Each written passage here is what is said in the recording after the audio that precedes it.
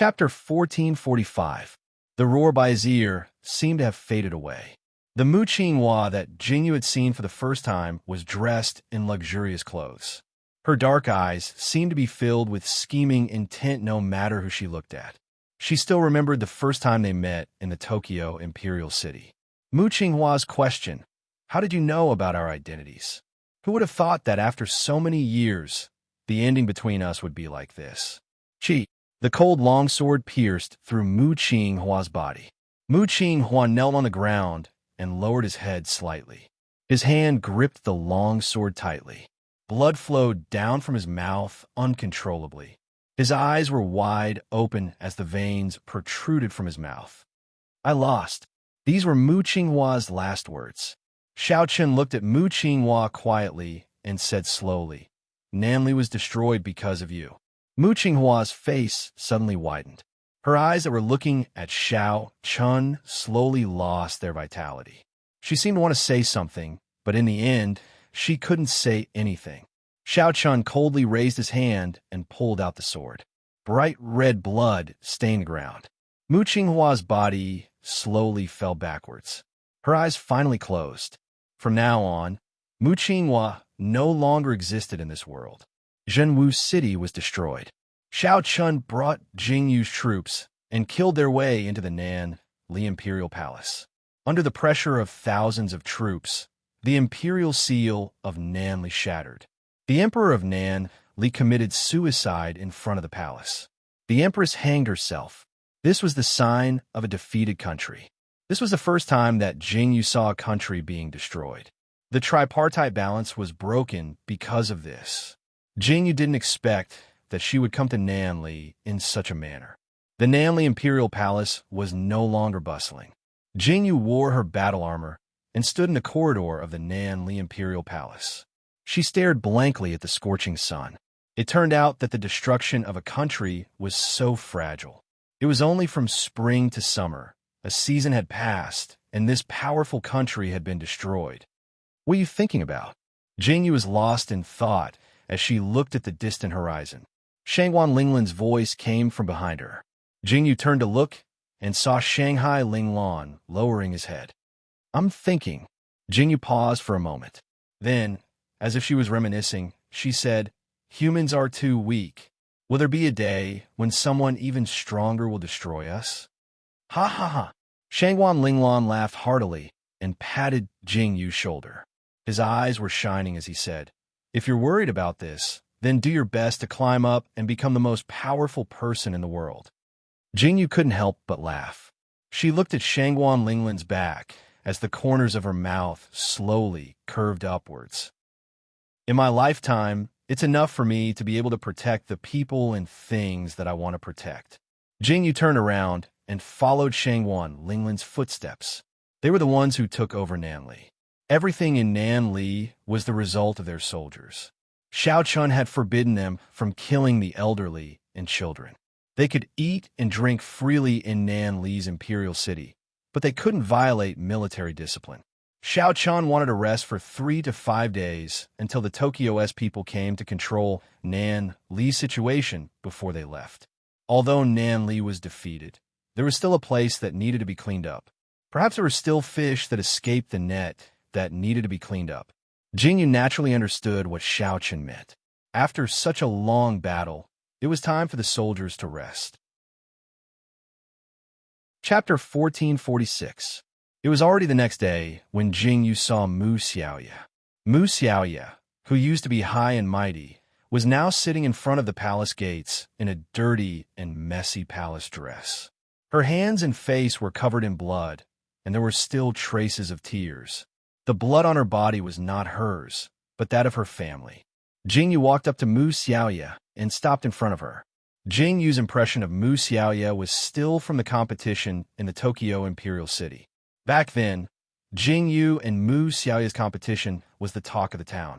In Jingyu's eyes, Mu Xiaoya was a spoiled princess. She looked down on everyone, but in the end, she reminded Jingyu to be careful. This princess wasn't a bad person, but now, she had experienced such a thing. Mu Xiaoya seemed to have sensed someone standing in front of her. Her dazed eyes turned slightly, and she looked up at Jingyu.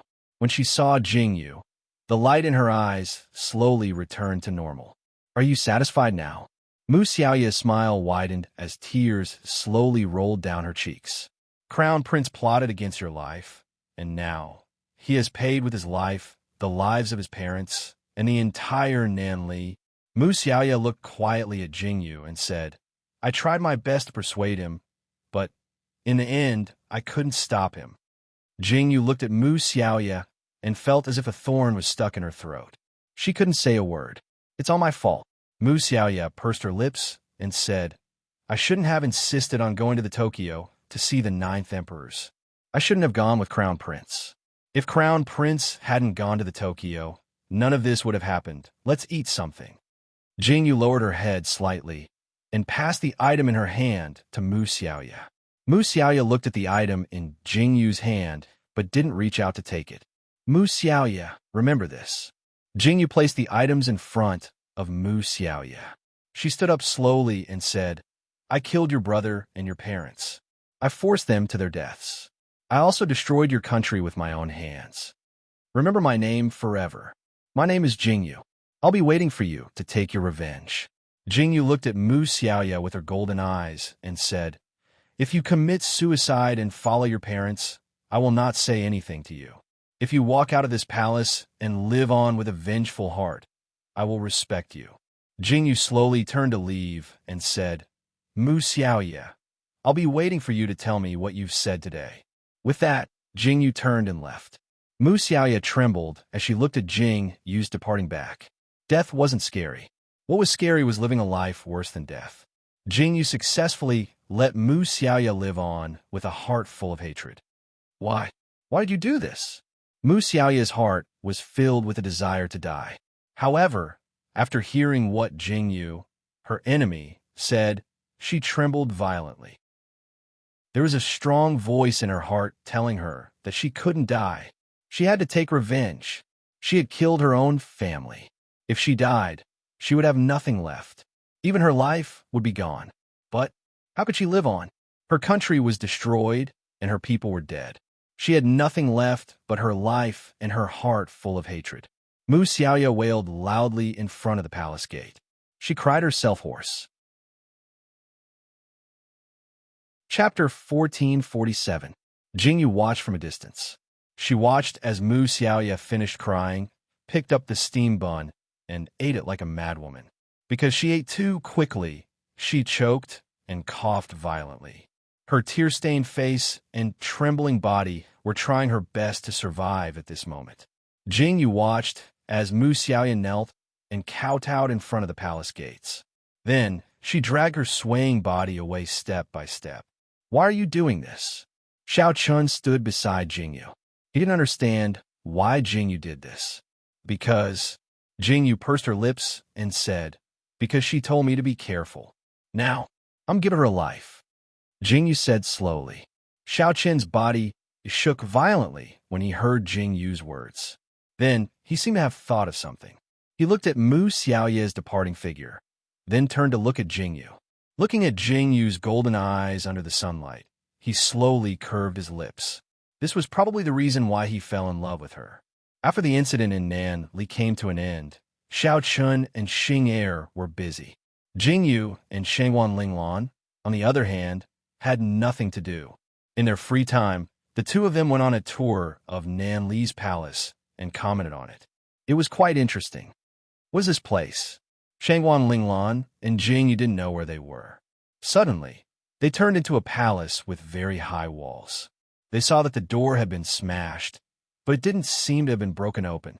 The two of them were instantly interested. Let's go in and take a look.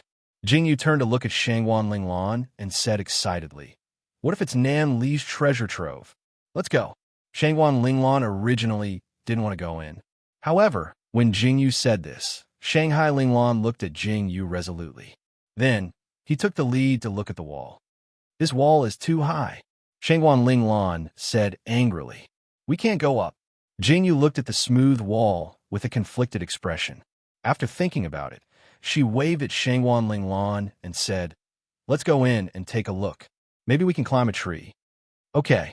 Shangwan Linglan nodded and followed Jingyu around. Finally, they saw a tree. The two of them climbed over the wall and jumped down from the top of the wall into the palace. The two of them walked in the direction of the door. When they arrived at the door, they were stunned. No wonder the door couldn't be broken open. Jingyu looked at the door that was completely nailed shut and the corners of her mouth twitched. What kind of people live in here? Why did you seal the palace gate? Jingyu's eyes were filled with confusion. She turned to look at the architecture of the palace. It looked pretty good. It seemed like someone cleaned it every day. Looking at the clean floor, Jingyu frowned in confusion. Jingyu, look, there. Just as Jingyu was looking at the architecture, Shangwan Linglan suddenly grabbed Jingyu's arm excitedly and called out. Jingyu followed Shangwan Linglan's gaze and was stunned by the scenery in front of her. The garden in the courtyard was filled with blooming peonies and all kinds of flowers. Jingyu and Shangwan Linglan walked toward the garden. It took up almost half of the space in the palace, and the flowers were well taken care of. Chapter 1448. The person living here must be a woman. Jingyu nodded her head firmly and said, and she must be a beauty. How do you know? Shangwan Linglan asked with his eyes wide open when he heard Jingyu's words. I guessed, Jingyu said with a smile. A beautiful person like me loves flowers, so the person who loves flowers must be a beauty. I say. Shangwan Linglan's mouth twitched when he heard Jingyu's words. What kind of twisted logic is this? Just as Jingyu and Shangwan Linglan were talking, they heard a chuckle. The chuckle was so loud that Jingyu and Shangwan Linglan froze. They looked around but didn't see anyone. I'm upstairs. The chuckle became clearer, and someone spoke. Jingyu and Shangwan Linglan heard the voice and looked up. A petite figure was lying on the windowsill and blinking her eyes at Jingyu and Shangwan Linglan. Who are you? Why are you here? The little girl was about 12 or 13 years old. She blinked her eyes and asked Jingyu and Shangwan Linglan. That. Jingyu and Shangwan Linglan looked at each other in surprise. They frowned and asked the little girl, Who are you? Why are you here? Me? I'm here to serve Her Highness. The little girl said happily, Lower your voices. Her Highness is asleep. Don't disturb her. What the hell? Jingyu's mouth twitched when she heard the little girl's words. Her eyes were filled with confusion. Yin'er, who are you talking to? Just as Jingyu and Shangwan Linglan were in a daze, a light voice sounded. It sounded like the warmth of someone who had just woken up. The moment the voice sounded, the three of them were stunned. It's over. Her Highness is awake. The little girl's expression changed. She hurriedly turned around and walked into the room. Her Highness, there are two older sisters outside. There's someone who would appear here. Jingyu and Shangwan Linglan raised their heads and stood on the spot. They heard the intermittent voice, and then under Jingyu and Shangwan Linglan's gaze, they saw the figure that appeared in front of them. It was a girl in the prime of her youth dressed in snow-white robes. She slowly appeared in front of the window. Her face was revealed. Her fine black hair was casually tied up with a jade hairpin. A pair of pitch-black eyes quietly looked at Jingyu and Shangwan Linglan. The moment the girl appeared, the two of them widened their eyes. Their eyes were filled with astonishment, followed by amazement. Could this be a celestial maiden? Look at those eyes, look at those eyes, look at that mouth, look at that nose. It was simply perfect. Jingyu had lived 2 lives, but this was the first time she had seen such a beautiful girl. Was this the legendary celestial maiden that had descended to the mortal world? This must be the type of femme fatale. She was the Lolidrigon type, the type that couldn't be forgotten with a single glance.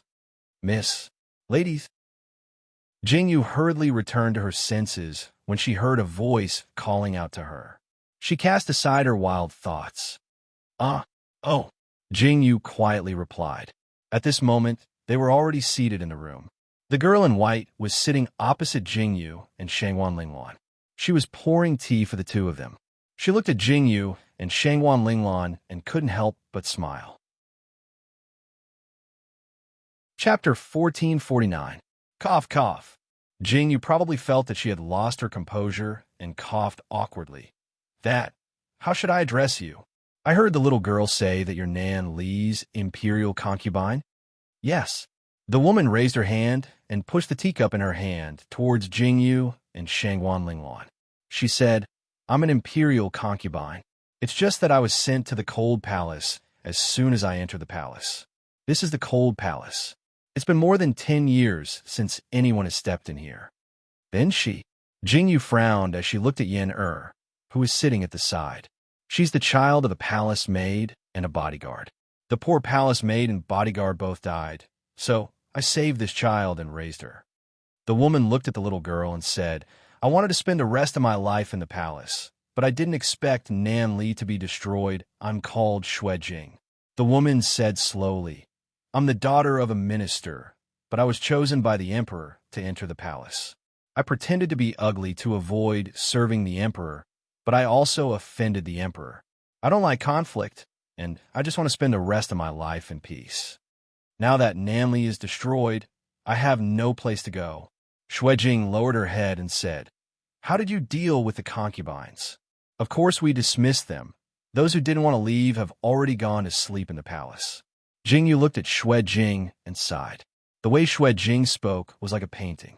"It seems like that was the reason for the commotion outside yesterday." Jing lowered her head and said, "I'm used to living here, and I don't want to leave.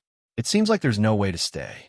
Jing smiled at Jingyu and Shangwan Linglan and said, "Why don't the two of you drink the tea? Speaking of which, the thing you miss the most is the spring scenery."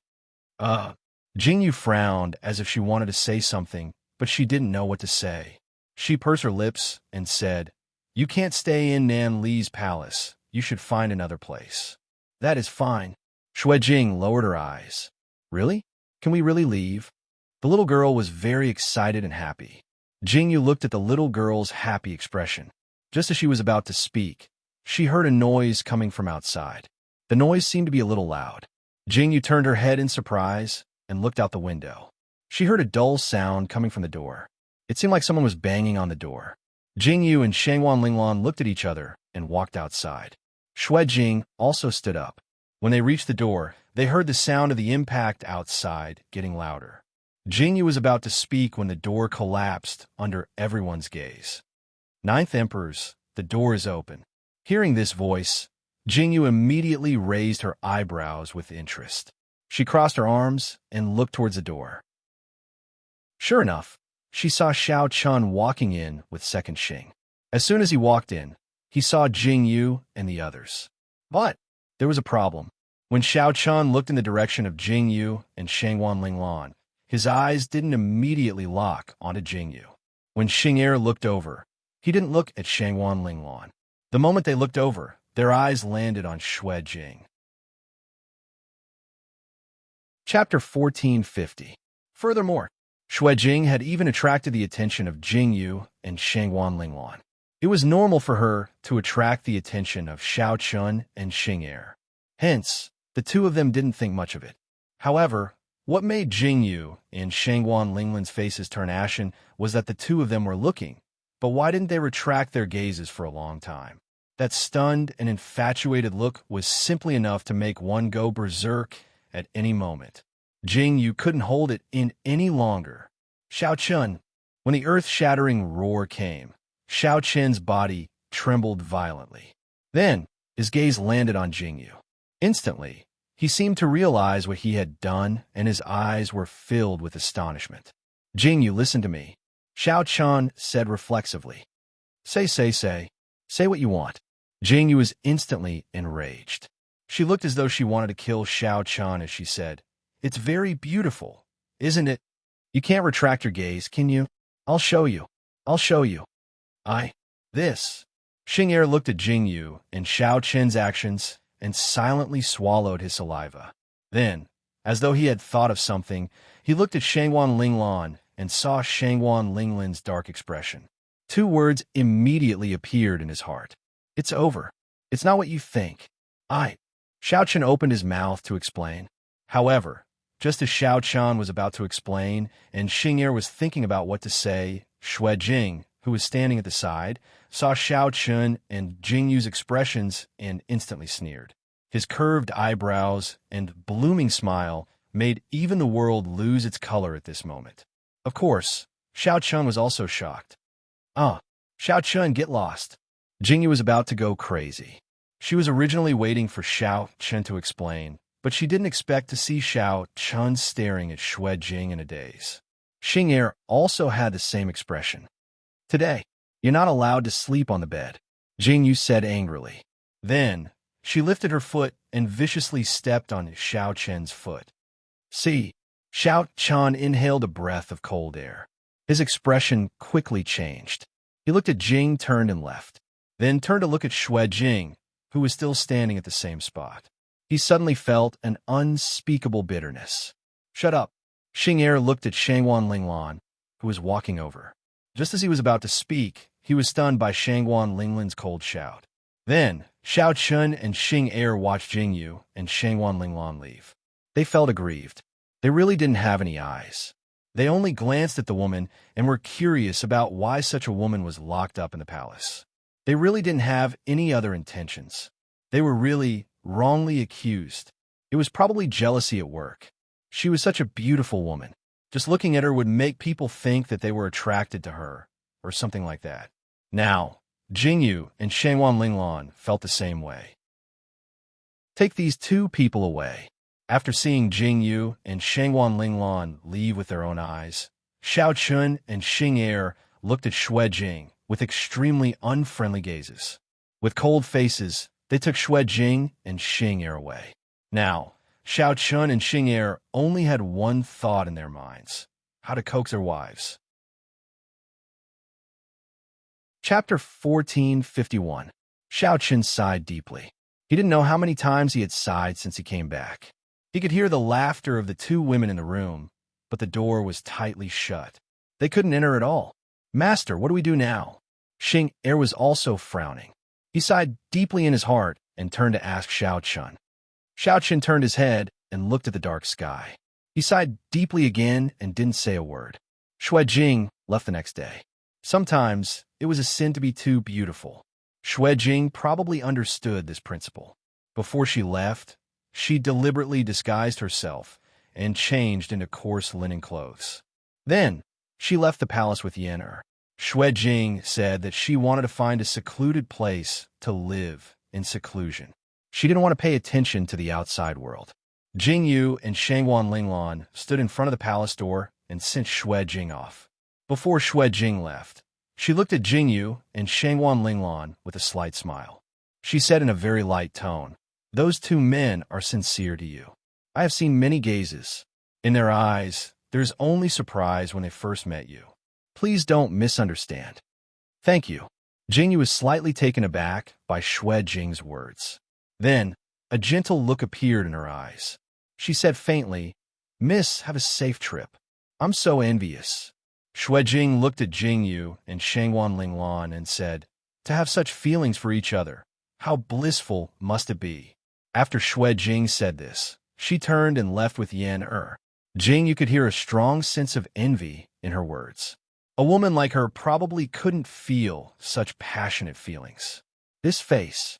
Jingyu lowered her eyes slightly and looked at the departing Xue Jing. She raised her eyebrows slightly and looked at Shangwan Linglan. Then, she turned and returned to the room. However, when she walked into the palace, she saw Xiao Chun and Xing Er standing around something. "Aprons, you're back." Xiao Chun, who never smiled in 10,000 years, was smiling so beautifully today. Jingyu and Shangwan Linglan looked at the two men in front of them suspiciously. They couldn't help but have a faint thought. The two of them looked really good in aprons. "Come try it. I made it especially for you." Xiao Chun and Xing Er came forward at the same time and handed the chopsticks in their hands to Jingyu and Shangwan Linglan. "What are you doing?" Shangwan Linglan looked at the chopsticks in his hand and looked at Xing Er, who was grinning with a conflicted expression. Why did he look more and more like an idiot? If he didn't want to laugh, then don't laugh. "I cooked the noodles." Xing Er coughed slightly and pulled Shangwan Linglan to a chair at the side and said carefully, "I cooked the rice."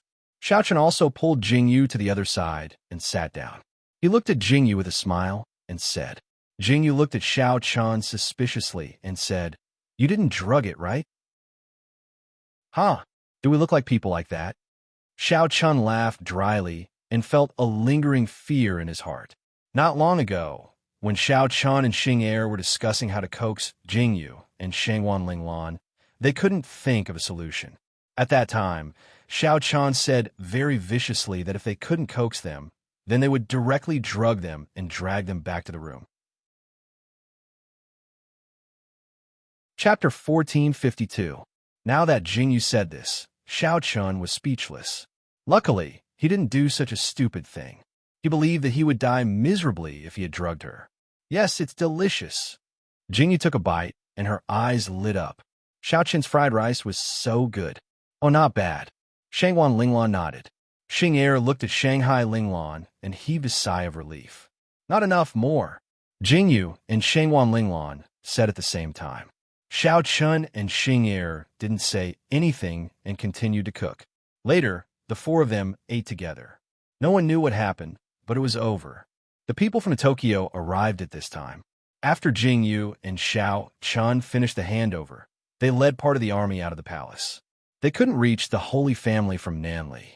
Therefore, the army had to return to the Tokyo West territory first, then head directly to Yangzhou City. From there, they would take a boat to the Holy Family. The pace of the army was very fast. They didn't encounter any obstacles along the way. With such a large army, no one would dare to rob them.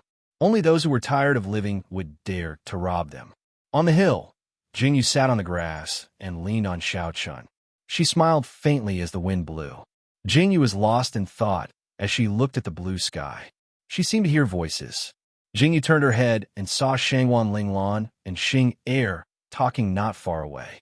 Jingyu raised her eyebrows slightly when she saw Shangwan Linglan's bright smile, but she didn't say anything. Xiao Chun. Jingyu was silent for a moment, then suddenly looked up at Xiao Chun and called out, Xiao Chun looked down at Jingyu and raised his eyebrows slightly.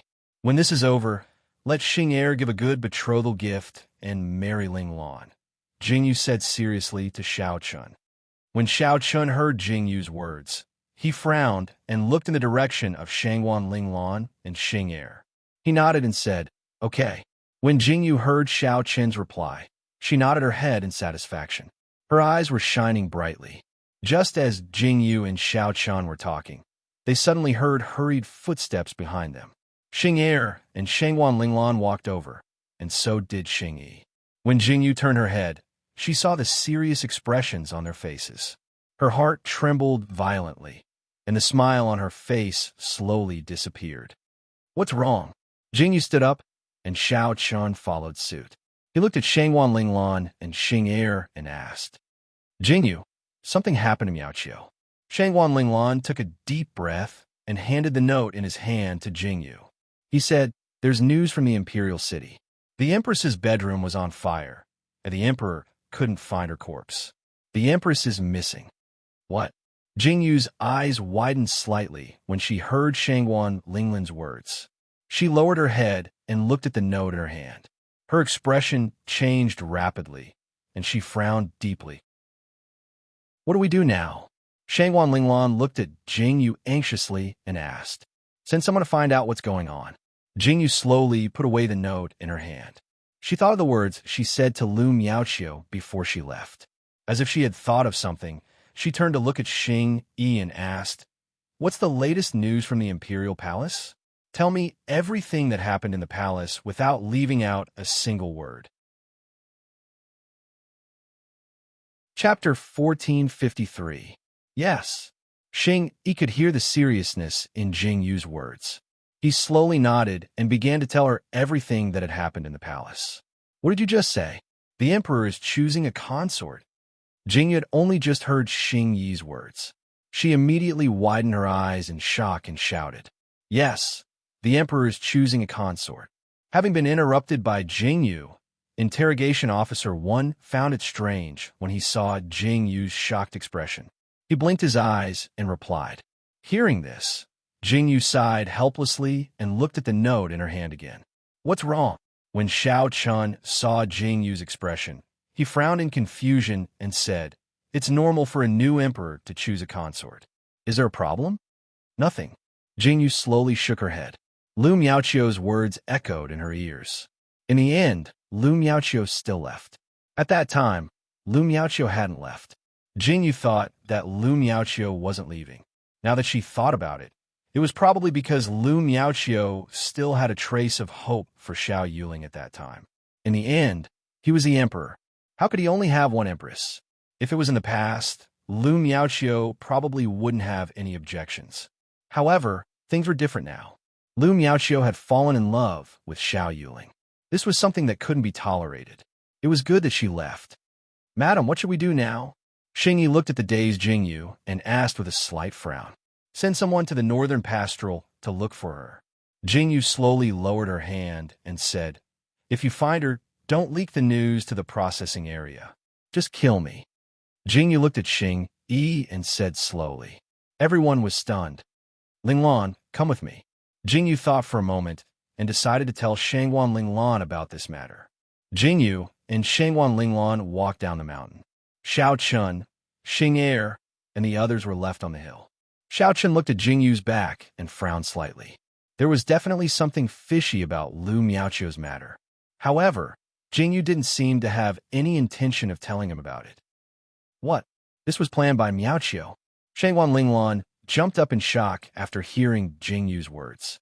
His eyes were filled with shock. Miaoqiu really fell in love with that sickly crown prince? Shangwan Linglan still hadn't recovered from his shock. He sat on the hill with a face full of shock. Jingyu slowly nodded and said, "She must have fallen in love with him. That's why she chose to escape in the end." Shangwan Linglan furrowed his brows tightly. "We still don't know if this was planned by Miaoqiu." Jingyu slowly looked into the distance and said, "I told Miaoqiu that if we really had to leave, we should go to the northern pastoral and see if there's any news from the northern pastoral. If there's no news, we'll have to be careful." Jingyu took a deep breath and said, "I hope all of this was planned by Miaoqiu. I hope nothing else happens." Shangwan Linglan slowly nodded and looked at the distant scenery in a daze. It took a lot of time to travel from Nan Li to Tokyo. Just as Jingyu and Xiao Chun entered Tokyo West territory, they met a few familiar faces on the road. They were really familiar faces. In the middle of the night, the sound of fighting was especially loud. Jingyu and the soldiers were directly awakened from their sleep and heard the chaotic sounds coming from outside. Jingyu and Xiao Chun also came out of the tent. Chapter 1454. What's going on? Xiao Chun furrowed his brows, and his expression turned cold. Anyone would be in a bad mood if they were disturbed in the middle of their sleep. Ninth Emperors. There's a young man with a person who says he's looking for Lord Xing. The guard quickly bowed and reported, "Looking for Xing Yi?" Xiao Chun responded to the guard's words and immediately turned his head in surprise. He thought about it for a moment and ordered his men to bring the person over. Jingyu and Xiao Chun turned around and put on their clothes. They walked into the tent and saw an unfamiliar man standing guard by the side with a long sword in his hand. A woman was sleeping on the bed in the tent. When Jingyu and Xiao Chun arrived, this was the scene they saw. Jingyu was shocked when she saw the woman lying on the bed. "Suyu." Jingyu involuntarily called out the woman's name. That's right. The woman lying on the bed covered in blood was the palace lord of Constellation Palace, Suyu. Jingyu had met Suyu before and naturally recognized her. However, she didn't expect Suyu to become like this. "Please save my sect lord." As soon as Jingyu finished speaking, the man standing by the bed suddenly knelt down and pleaded respectfully to Jingyu. "What's going on? How did Suyu become like this?" Jingyu hurriedly asked the army doctor to treat her. As she spoke, Xing Yi also appeared. When he saw Suyu lying on the bed, Xing Yi's eyes filled with panic. She was attacked. The man sat on a chair as the doctor bandaged the wound on his shoulder. He took a deep breath and looked at Jingyu, saying, "Constellation Palace was destroyed. I don't know who did it. Sect Lord and I escaped all the way here. If we hadn't predicted your route and came to ask for help, perhaps." The man clenched his fists and took a deep breath before continuing. Sect Lord's whereabouts were so secretive this time, but she was still discovered. There must be a traitor in the palace. As the man spoke, his eyes were filled with anger. Jingyu frowned slightly. Constellation Palace was famous for selling information. The most likely situation was to offend others. Jing, you could guess the situation now. Seeing the man bandage his wound and put on his clothes, Jing Yu nodded slowly. You guys should rest here first. Those people won't dare to come in. Jing Yu exhaled slowly and said, Thank you. The man thanked Jing Yu and Xiao Qin deeply. Doctor, how is her condition? Xing Yi looked at the army doctor who was packing up and preparing to leave. He said, There are too many wounds on her body. She needs to be bandaged. I can't do it for her. The army doctor said helplessly. I'll do it. Xing Yi stepped forward without hesitation. I'll do it. The man beside him also stepped forward. The two of them said the same thing almost at the same time. After they finished speaking, they looked at each other. Their eyes showed that they didn't like each other. Jing Yu frowned helplessly. Both of you get out. I'll do it. Jing Yu stepped forward and pulled the two of them apart. It seemed that the man's feelings for Su Yu were not simple. She was really afraid that the two of them would fight here. Jing Yu decisively chased the two of them out. Chapter 1455. According to the doctor's instructions, after applying medicine to Su Yu's wounds, he made a diagnosis. After confirming that she was fine, he breathed a sigh of relief. After tossing and turning for so long, Jing Yu and Xiao Chun were ready to go back to rest. Outside, the two men were once again arrogant and despotic because of who would guard Su Yu. Okay, you're injured. Go and have a good rest. Xing Yi, you stay in guard. After Jing Yu decisively finished this sentence, she turned and left. The man looked at Jing Yu's back as she left. It seemed that he still wanted to say something, but Jing Yu did not give him a chance to continue speaking and left. He had no choice but to think about it. He had to conserve his strength during the attack. Otherwise, how could he protect Su Yu? Thinking like this, he went to rest as he was told. Xing Yi had seen Su Yu's cheerful appearance too many times. He had seen Su Yu's healthy appearance, but he had never seen Su Yu's injured appearance. He had never seen Su Yu like this, lying quietly on the bed without any words. Xiao Yu. Xing Yi stood beside Su Yu's bed and looked at Su Yu's sleeping appearance. His brows furrowed tightly. Who dared to hurt you like this? The look in Xing Yi's eyes was so deep and terrible. His hand on the hilt of his sword clenched tightly. His heart was filled with a monstrous, murderous aura, but when he looked at Su Yu, he slowly restrained it. He turned and walked out of the tent to guard outside. Su Yu opened her eyes amidst the hustle and bustle. The bright light in front of her was a little dazzling. Su Yu opened her confused eyes and looked at the scenery in front of her. She frowned slightly and moved her body. Suddenly, she felt a strong pain. Su Yu's brows furrowed tightly. Looking at her clothes that had been changed, and then looking at the bandaged wound, there was a moment of coldness. How could she be here? Where was this? Wasn't she running for her life? Su Yu's head was full of questions, and her frown deepened. Just as Su Yu was deep in thought, the tent's curtain was lifted. An interrogation officer, one, walked in with a bowl of black medicine in his hands. When Su Yu raised her head to look, she saw interrogation officer one. Her body immediately froze, and her eyes widened in an instant. You. Su Yu's eyes were filled with astonishment. You're awake? Why are you on the ground? Quickly lie down. Seeing that Su Yu had woken up, interrogation officer one's eyes were also filled with surprise. He hurriedly put down the medicine in his hand and walked over to help Su Yu lie down again. You haven't recovered yet. Don't move around. Xing Yi's eyebrows were full of displeasure. The way he looked at Su Yu made Su Yu stunned for a while. She didn't know what was going on. Sect Master. Just as Su Yu was in a daze, she suddenly heard a joyful call. Su Yu turned her head and saw the man who lifted the curtain and strode in. It was the man who carried Su Yu here yesterday. Lingyong, are you okay? Su Yu saw the man appear, and her eyes were filled with joy as she called out to him. I'm fine, Sect Master. Lingyong saw that Su Yu had woken up, and his eyes were filled with excitement. He asked, Sect Master, do you feel uncomfortable anywhere? I'm fine. Su Yu shook her head slightly, and then looked at the surrounding scenery with some doubts. She frowned and asked, Where is this? This is the wilderness. Xing Yi stood aside and looked at Ling Yong and Su Yu's actions. He frowned slightly and picked up the medicine on the table. When he was about to walk toward Su Yu, Ling Yong snatched the medicine from Xing Yi's hand without saying a word. Chapter 1456. Looking at Ling Yong's actions, the expression on Interrogation Officer 1's face suddenly froze. Sect Master, it was the 9th Emperor's and the 9th Imperial concubine who saved us.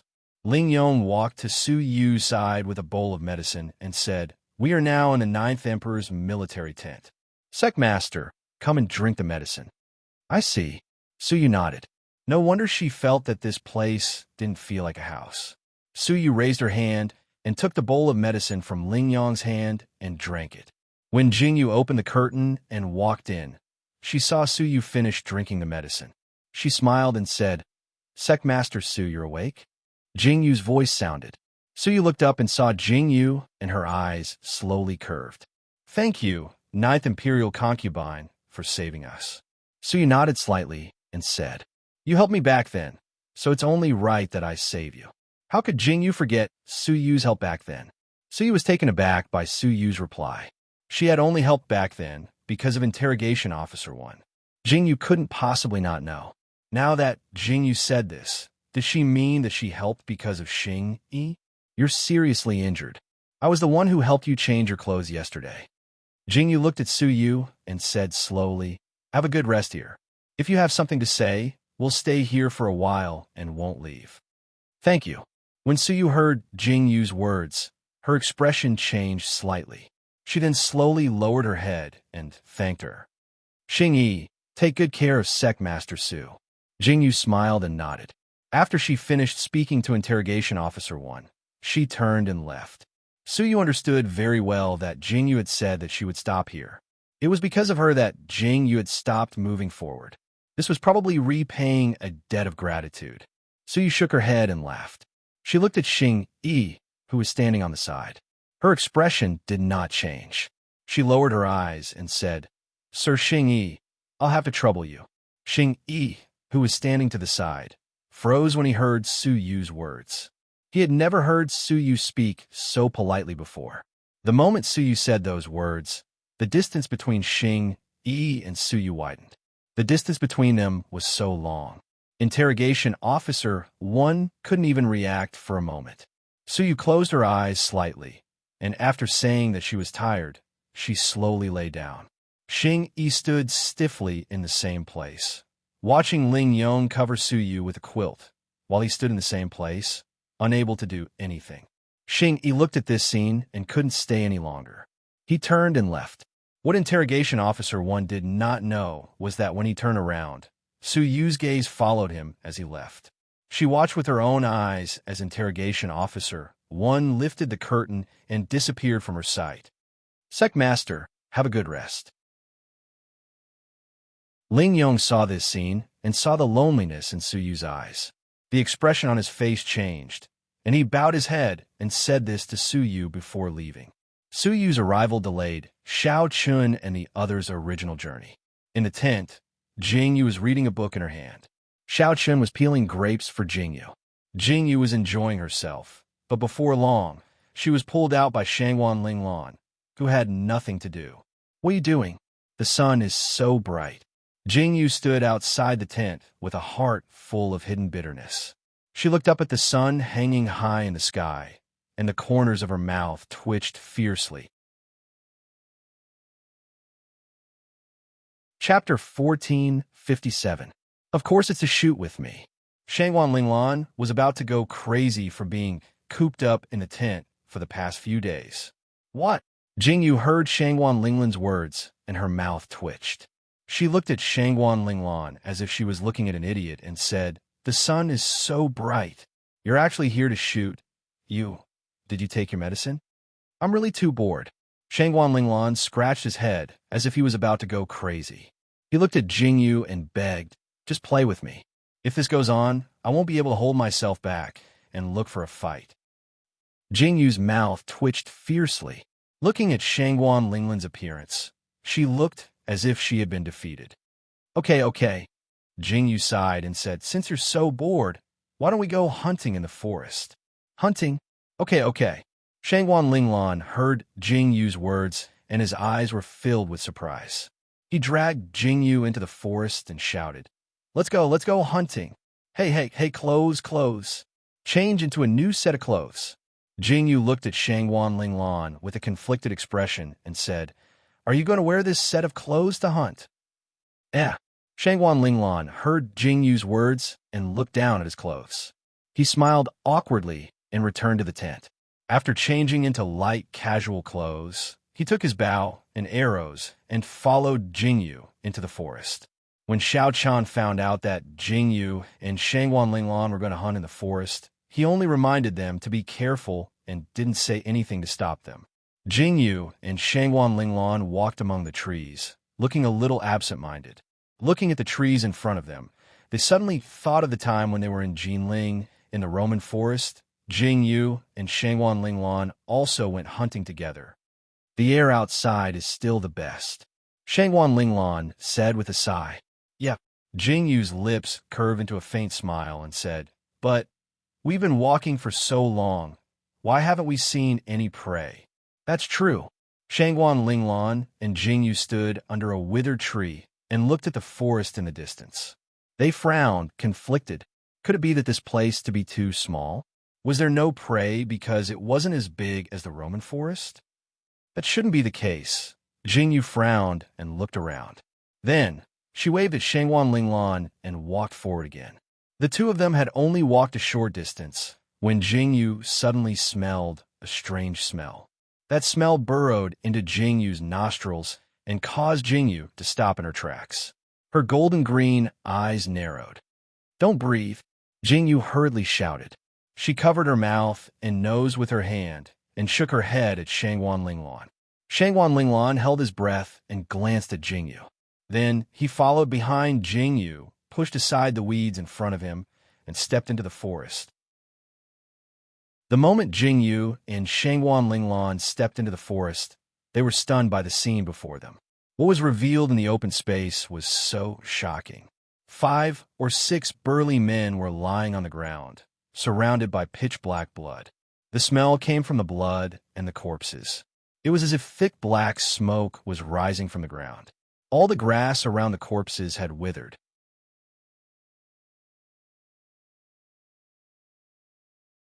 Chapter 1458. What a potent poison! Who could have killed all these people and poisoned them with such a potent poison? Jingyu looked at the burly man. He didn't look like a man from the pugilistic world. Instead, he looked more like a woodcutter from the mountains. How could he be so vicious as to lay his hands on the commoners? Jingyu furrowed her brows tightly. She glanced sideways at Shangwan Linglan before she stood up and walked away. Jingyu had originally thought that this was some sort of vendetta. However, after taking a few steps, she saw the same scene again. Furthermore, after Jingyu and Shangwan Linglan discovered a few more corpses, Jingyu finally discovered the root of the problem. The place where these people had died was where the water from the mountain spring flowed downwards. Jingyu and Shangwan Linglan walked for a long time before they stood beside the clear water. "Linglan, have you discovered it?" Jingyu tilted her head and looked in the direction where the water flowed downwards. The expression on her face changed little by little. "I've discovered it." Shangwan Linglan's expression also gradually turned cold. Just as Jingyu and Shangwan Linglan were about to speak, they suddenly heard an extremely terrified scream coming from the mountain forest. Jingyu's eyes narrowed, and she quickly ran towards the source of the sound. Shangwan Linglan followed closely behind her. 2 pitch-black figures could be seen clearly in the dense forest. They were standing on an open space not too far away. Jingyu saw with her own eyes that the 2 men in black had a death grip on a man's neck. They then poured a large bottle of medicine into the man's mouth. When they saw the man collapse with a face full of fear, one of the men in black stepped forward and slit the man's wrist, allowing the pitch-black blood to flow out. The blood stained the mountain spring and trickled down into the river. The 2 black-clothed men quietly finished all of this. Just as they were about to turn and leave, Jingyu pulled the bow hidden behind the tree without hesitation and suddenly shot at the black-clothed man. The cold arrow pierced through the black-clothed man's shoulder, bringing with it a spray of blood. The two men in black who were about to leave suddenly paused and turned around in a panic. Jingyu and Shangwan Linglan leaped out and chased after the two men without hesitation. Jingyu also shot the hidden weapon in her hand without hesitation. Tisk! The hidden weapon pierced the man in black's flesh. However, the man in black didn't slow down in the slightest. He turned around and left without hesitation. Jingyu and Shangwan Linglan chased after him for a while. Jingyu, look at this. Shangwan Linglan's voice sounded in her ear. Jingyu hurriedly turned around and walked over. This is... Shangwan Linglan pointed at the item that had fallen on the ground. He didn't reach out to pick it up. Why does this token look so familiar? Jingyu looked at the pitch-black token in front of her. Her eyes were filled with confusion. She furrowed her brows as if she had thought of something, and her pupils suddenly shrank. Not good. Jingyu suddenly stood up. What's wrong? Shangwan Linglan asked with a slight frown when he saw the change in Jingyu's expression. This water is poisonous. Jingyu's heart trembled violently as she said, the army is stationed here. The water that they drink comes from here. What? Shangwan Linglan's expression changed rapidly when he heard Jingyu's words. The two of them looked at each other. They couldn't care less about anything else and quickly walked towards the camp. There was only one thought in their minds, and that was to hope that the two of them would make it in time.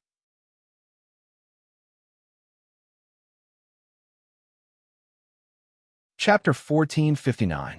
It was already noon. When Jingyu and Shangwan Linglan rushed to the tent, there was already smoke coming from the kitchen. Jingyu saw the smoke from the kitchen not far away and became even more anxious. When Jingyu and Shangwan Linglan arrived, they immediately saw the group of soldiers holding bowls and chopsticks and eating heartily. Their faces were full of smiles. Stop! Don't eat! When Jingyu saw this scene, her eyes were filled with fear. Probably because she ran too fast, her forehead was full of sweat. Jingyu panted slightly and thought of Xiao Chun in the tent.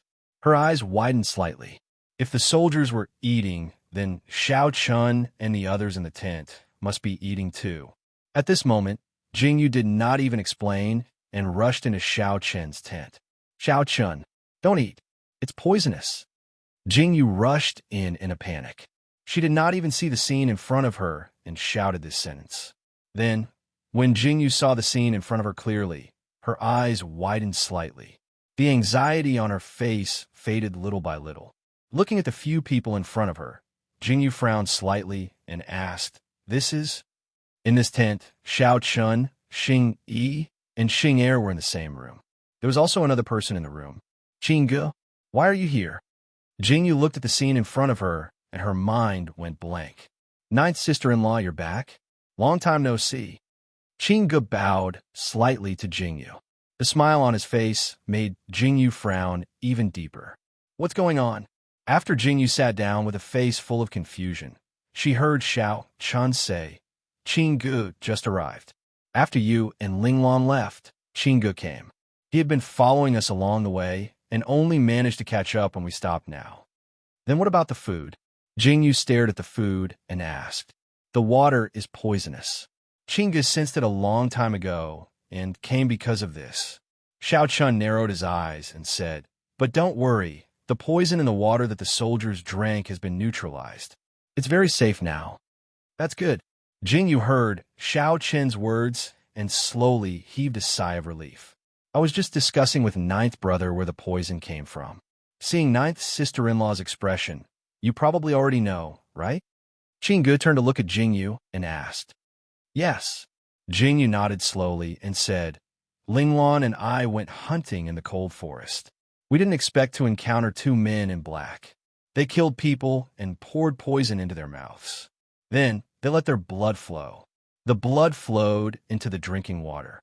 Killed people and let their blood flow? Jingge frowned when he heard Jingyu's description.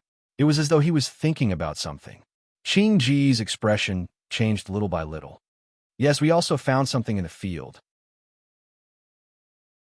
Jingyu picked up a brush and paper from the table and drew as she said. We didn't pick it up because we were afraid that there was poison on it. It's like this.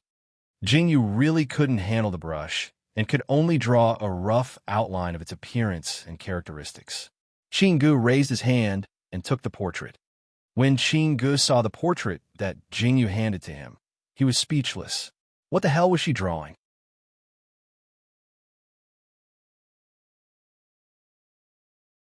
Chapter 1460. Hey, what's with that look?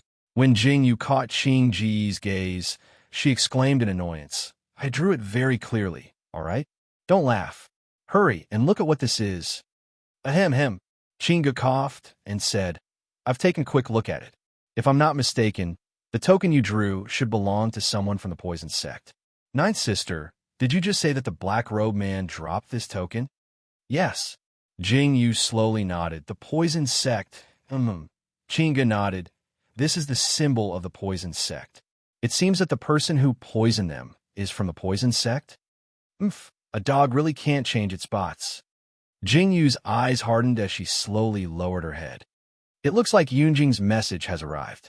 I just didn't expect the poison sect to be so arrogant. That's fine too. I'll play with them. Jingyu sat on a wide chair, her eyes filled with ice.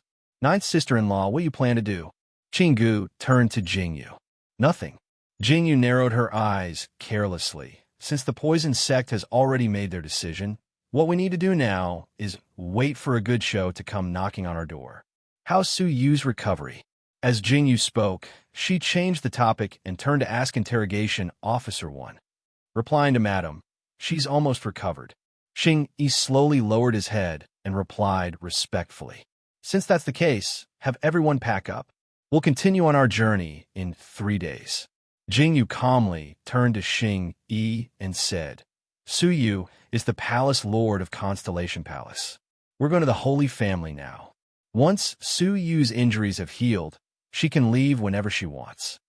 You should know that we're going to battle. I'm sure Su Yu will understand what I mean. Jingyu's lips curved as she spoke. Xing Yi nodded in agreement. After learning that the food wasn't poisoned, he naturally ordered the soldiers to continue eating. Jingyu was also unbearably hungry, so she began to gorge herself. Xing Yi followed Jingyu's instructions and arrived at Su Yu's tent. When he arrived, he saw Su Yu carefully walking around the room. Her small face was much rosy, and her clear eyes slightly tilted as she spoke to Ling Yong. Lord Xing Yi. When Xing Yi stepped into the tent, Su Yu looked over. When she saw Xing Yi standing in front of the tent, Su Yu's face stiffened, and the smile that was originally blooming on her face stiffened. She nodded slightly at Xing Yi and called out in a very distant and polite manner. Xing Yi probably hated this annoying form of address. When he heard Su Yu call out his name, he furrowed his brows tightly, as if he was suppressing something. He said coldly, Master has ordered us to continue on our journey in 3 days. Lord Su, please make a decision as soon as possible. The journey to the Holy Family is long and arduous. Lord Su knows how difficult it is. After Xing Yi finished speaking, he didn't even look at Su Yu. He cupped his hands indifferently and turned to leave. When Su Yu heard first Xing's words, she stood where she was. First Xing's repeated mention of Sect Master Su made Su Yu's heart turn cold instantly. She slowly lowered her head and her expression changed. Then, she took small steps and sat down at the side.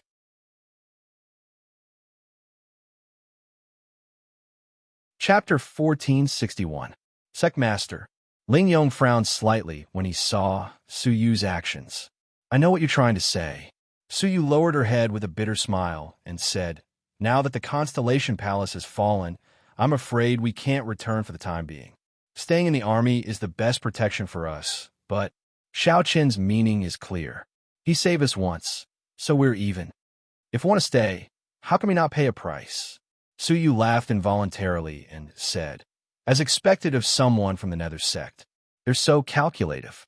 Then what do you plan to do, Sect Master? Ling Yong asked with a frown. Xiao Qin is going for the Holy Family. Our choice is probably to follow him. Su Yu slowly lowered her head and said, But for me, Su Yu, to end up like this, I can't be the only one like this. Go and pass the news to Feng Maching and Feng Ling. The livelier this scene, the better. Yes. Ling Yang's expression flickered when he heard Su Yu's words. He lowered his head and acknowledged. But, Sectmaster. Ling Yang seemed to have thought of something. He lowered his head slowly and said, Sectmaster, you can leave. Why do you want to stay? Although it'll be difficult to leave, I can protect you. After hearing Ling Yang's words, the expression on Su Yu's face changed rapidly. She turned to look at Ling Yang and said, Within the Constellation Palace, the only person I can rely on is you. If you make the slightest mistake again, what do you want me to do? Sect leader, upon hearing Su Yu's words, Ling Yang's heart trembled violently, and he lowered his head in a fluster. The hand by his side clenched tightly as he pursed his lips and turned to leave without saying a word. Su Yu looked at Ling Yang's departing figure and sighed slowly. She didn't say another word. In the tent, Xing Yi looked at the ointment in his hand and asked Qin Go with a puzzled expression, Lord Qin Go, can this ointment really remove scars? Qin Go exploded when he heard Xing Yi's doubtful question. Nonsense. Forget it if you don't want it. This young master only has a few bottles. Qin Go raised his hand to take the medicine bottle from Xing Yi's hand. Xing Yi quickly took a step back and hid the medicine bottle. He bowed slightly to Qin Go and said, Thank you, Lord Qin Go. Get lost. Qin Go looked at Xing Yi's appearance and waved his hand disdainfully. Xing Yi left embarrassedly. He held the porcelain bottle in his hand and rubbed it slightly. Then, he turned and walked towards Su Yu's tent. While walking, Xing Yi looked a little absent-minded. Su Yu had always said that she cared a lot about her face. She didn't want any scars to be left on her body. Now that she was injured, Xing Yi could only think of looking for Qin Gu to get the medicine to remove scars. While Xing Yi was reminiscing, he was already standing in front of Su Yu's tent. Looking at the flickering lights in the room, Xing Yi slightly tightened his grip on the porcelain bottle. After struggling for a while, he stepped into the tent. The moment Xing Yi opened the curtain, he was still thinking about what to say. But he didn't expect that the moment he stepped into the tent, Xing Yi's footsteps completely froze. The woman who was sitting on the bed with half of her clothes off had a clear scar on her back. It seemed that she didn't expect someone to break in so late at night. She panicked a little and pulled a piece of clothing from the side and put it on.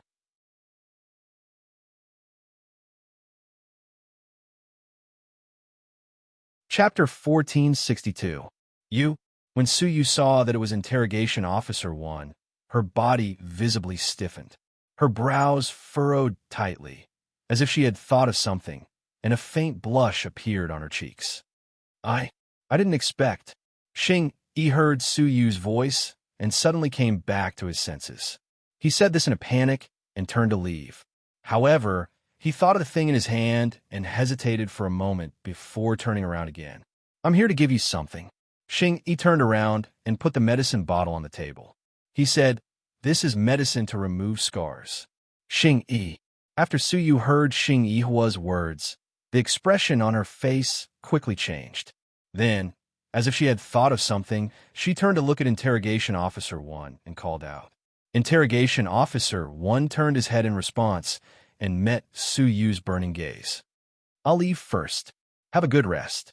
Looking at Su Yu's gaze, Xing Yi's heart couldn't help but beat faster. He pursed his lips and left without saying a word. Su Yu looked at Xing Yi's departing footsteps and opened her mouth slightly to call out to Xing Yi. However, the call was stuck in her throat and she couldn't say a word. Xing Yi stepped out of the tent. The night wind blew and calmed down Xing Yi's chaotic heartbeat. In the tent, Su Yu reached out and picked up the porcelain bottle on the table. There was a complicated look in her eyes. That jade bottle was probably being held tightly by Interrogation Officer 1. At this moment, there was still some warmth on the jade bottle, the warmth of his palm. Su Yu's eyes softened. She took the jade bottle and walked toward the bed. She stared at the curtain and was lost in thought. Jingyu had already expected that Su Yu would stay. After 3 days, Xiao Chun and Jingyu led a large group of people on the road again. On this road, they were heading towards the Holy Family. This road was undoubtedly long. If it was just Xiao Chun, Jingyu, and a few others, the road would probably be shorter. However, with such a large number of people, it was impossible to speed up. There were so many soldiers, and in order to not cause panic, they naturally had to take a detour. This detour was much longer than before.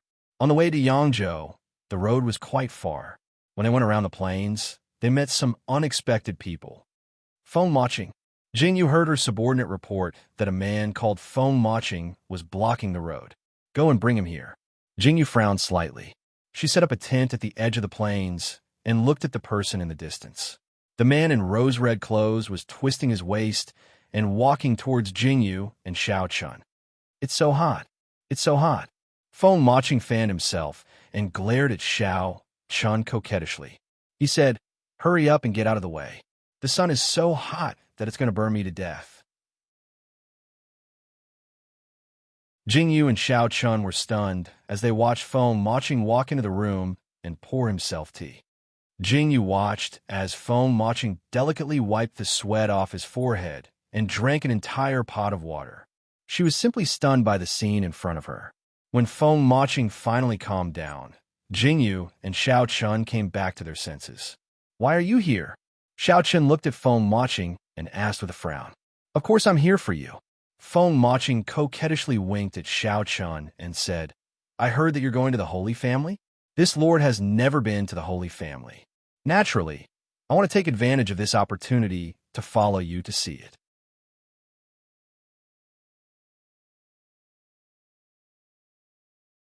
Chapter 1463. Xiao Chun frowned when he heard Phone Watching's words. He said coldly, "Why do you have to do this? This king didn't invite you." "Oh my." Phone Watching was unhappy when he heard Xiao Chun's drawing. He glared angrily and said, "I will do whatever I want. Besides, I'm here to protect Sister Yu. I can't let a beauty like her get hurt."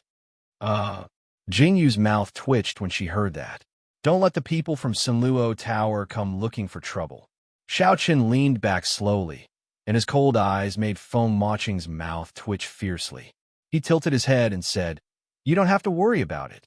Jingyu frowned when she saw the two of them echoing each other. Phone Watching's arrival undoubtedly made the tent lively. The group also became lively. "Oh my, isn't this Sect Master Suyu? It hasn't been long since we last met, and you've already made yourself look like this?" Phone Watching immediately went to Suyu's tent. The moment he opened his mouth, he was so sarcastic and ridiculing, causing Ling Yong to furrow his brows. "I'm not dead.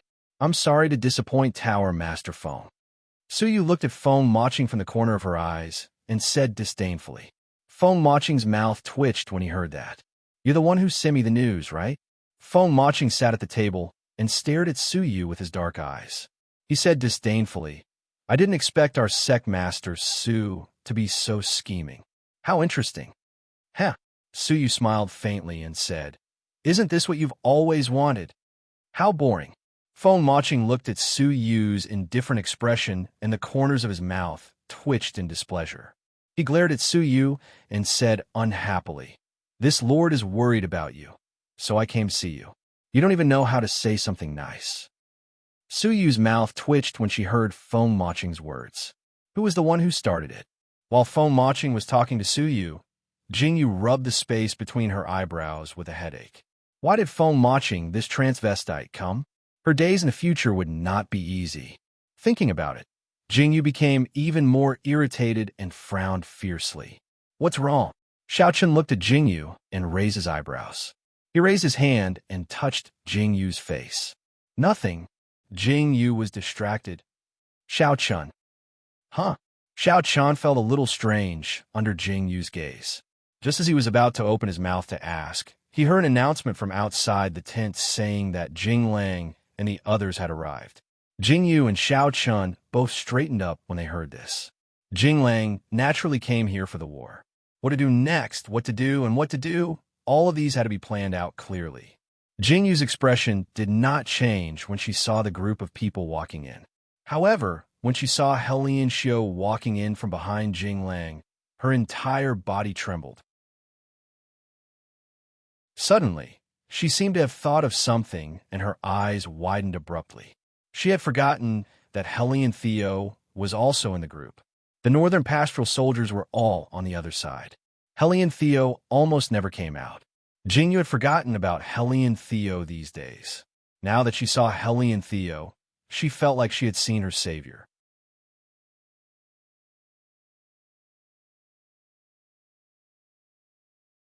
Chapter 1464. The Ninth Imperial Concubine? What's wrong? Is something the matter? After discussing some matters in the tent, Helly and Theo, who was about to leave, stopped him. This? Jingyu's car sped out quickly. She didn't know what to say for the time being. She frowned slightly, as if she was thinking of how to make Helly and Theo stay. Helly and Theo raised his eyebrows slightly. He didn't know why, but when he saw Jingyu's expression, he suddenly became alert. It was as if he sensed that something bad was about to happen. Jingyu looked at Helly and Theo and said, Stay for dinner tonight. What? Helly and Theo raised his eyebrows in surprise when he heard Jingyu's words. He felt even more strange. He frowned at Jingyu and said, You're not thinking of murdering me, are you? How is that possible? Jingyu laughed loudly. She reached out and grabbed Helly and Theo. Without saying anything, she dragged Helly and Theo into the tent. She also left Jinglang behind so that Helly and Theo wouldn't suspect anything.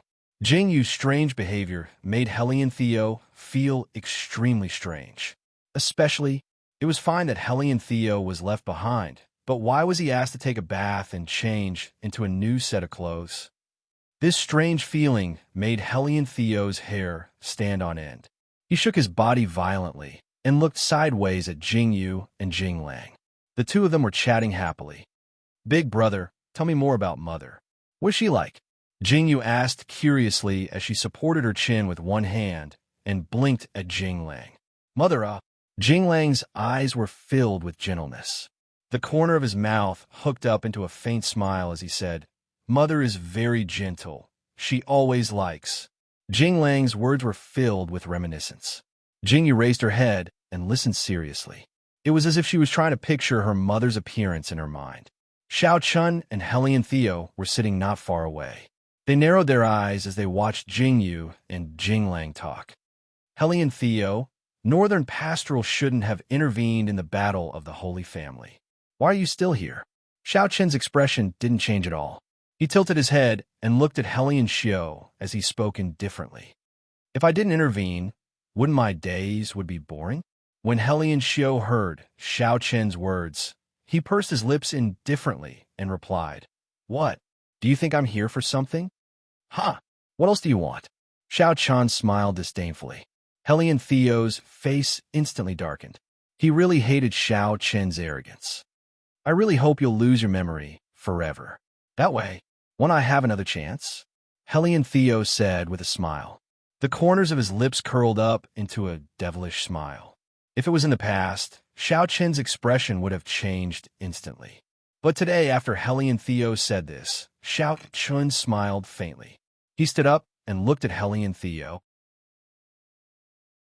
He smiled meaningfully and said, Helly and Theo, you won't have another chance. When Helly and Theo heard Xiao Chen's words and thought of Xiao Chen's smile, his eyebrows twitched violently. He seemed to have thought of something. The strange feeling in his heart became even stranger.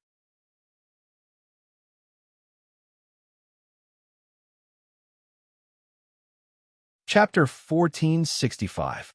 If Helly and Xiao knew what was going to happen next, he would definitely run away immediately when he felt strange in his heart.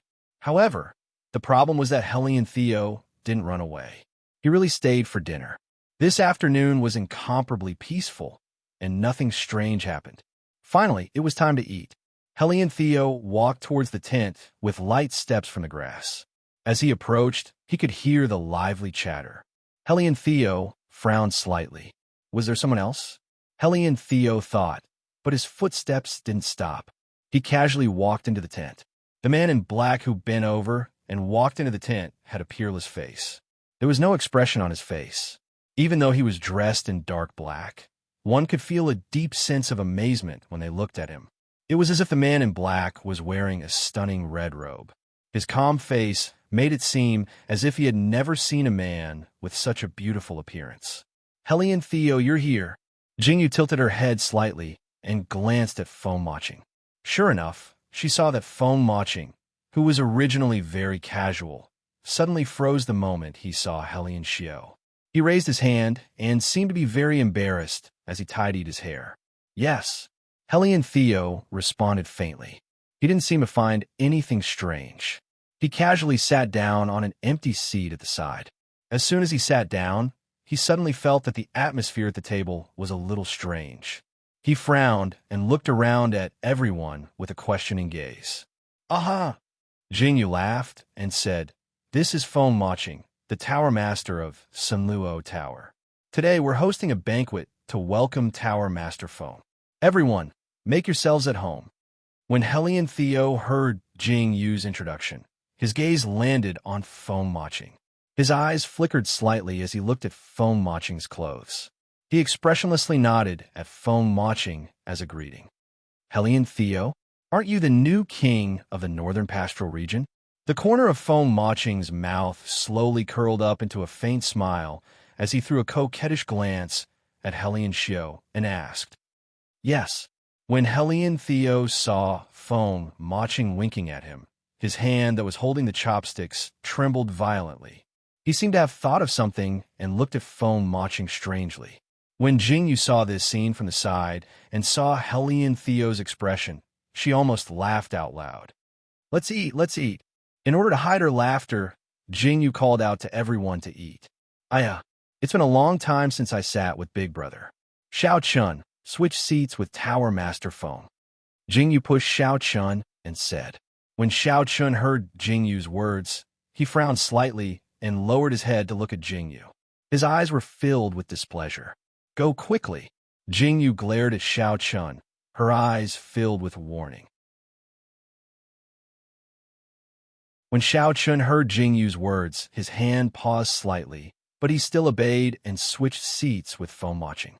Foam Watching beautifully sat next to Hellion Theo. Originally, this was already extremely stunning from afar. Unexpectedly, when seen up close, it could instantly make one's heart beat faster. Foam Watching tilted his head and looked at Hellion Theo in a daze. That flirtatious face was so stunning. Hellion Theo, who was leisurely eating, seemed to feel Foam Watching's gaze. He frowned slightly and turned to look at Foam Watching.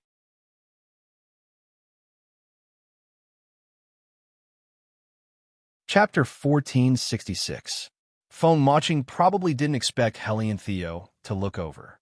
That pair of clear, pitch-black eyes stared straight at him, causing Foam Watching's heart to pause for a moment when it came into contact with Hellion Theo's eyes. "What's the matter?" Hellion Theo looked at Foam Watching and calmly spat out 3 words. "Such a beauty, such a beauty." Foam Watching stared blankly at Foam Watching as he spat out these words.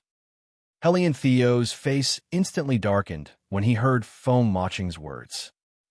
Jingyu laughed out loud without any trace of politeness. The expression on Hellion Xiao's face darkened even more.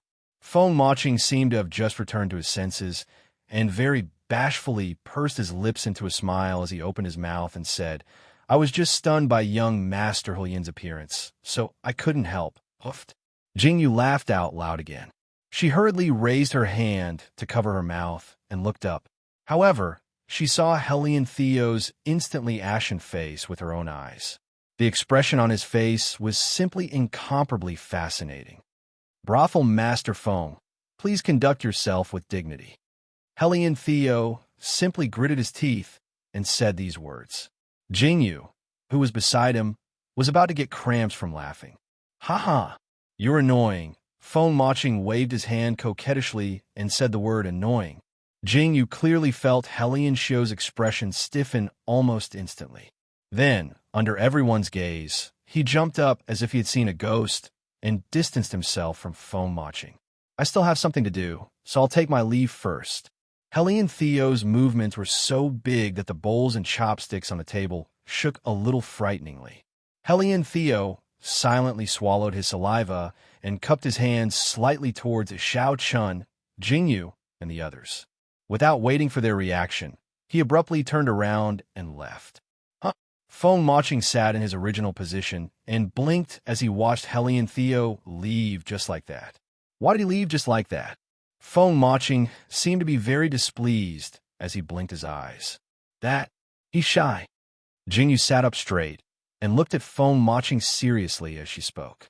Aya, how likable. After hearing Jingyu's words, Feng Maching's eyes instantly lit up and the corners of his mouth slightly curved up. He looked in the direction where Hellion Theo left, as if he was thinking of something. This meal was very interesting. Jing Lang and the rest didn't feel anything, but Hellion Xiu had successfully welcomed his own nightmare.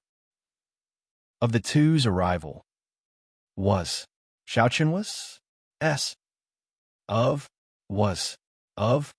was TSSS 8 a with T-Tess him Sats ha Xiaoqun, it's been a while. In this tent, Jingyu and Xiaoqun sat in the main seats. Below them sat two other people. The two almost identical baby face made Jingyu's mouth twitch violently. Why are you here? Xiaoqun stared at the two people in front of him with his pitch-black eyes and asked coldly. I heard that you're going to the Holy Family. This leader has yet to see what the Holy Family looks like, so of course I'm going to take a look. Wasn't the person in front of him, who clearly looked aloof but had a baby face, Feng Ling? I didn't want to come. The person sitting at the side was naturally Feng Yu. She glared angrily with her big, watery eyes.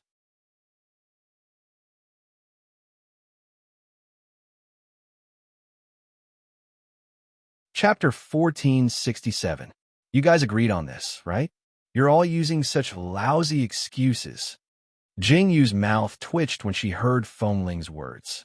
Her eyes were filled with confusion. Why were they all using such excuses?